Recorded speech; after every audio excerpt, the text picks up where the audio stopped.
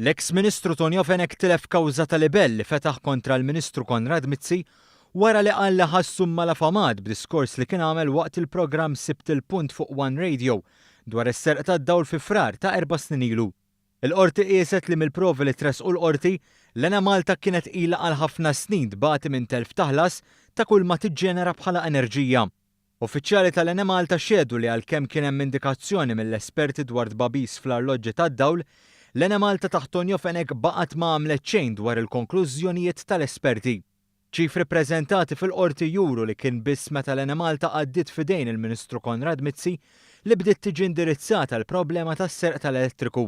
Fil-fatt, l-Inġinier Fredrika Zoppardi xed li fl-Ena Malta ma kienx hemm Theft Control Unit u għalhekk il-każijiet ta' serq ma kinux jingħataw priorità.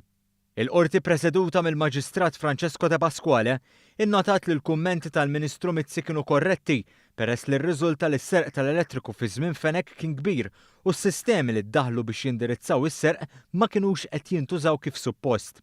Qalet li meta l-Ena Malta kienet taħt Fenek ma kienx qed isir biżżejjed biex jiġi indirizzat is-serq u jinqabdu dawk li kienu qed jisirqu d-dawl.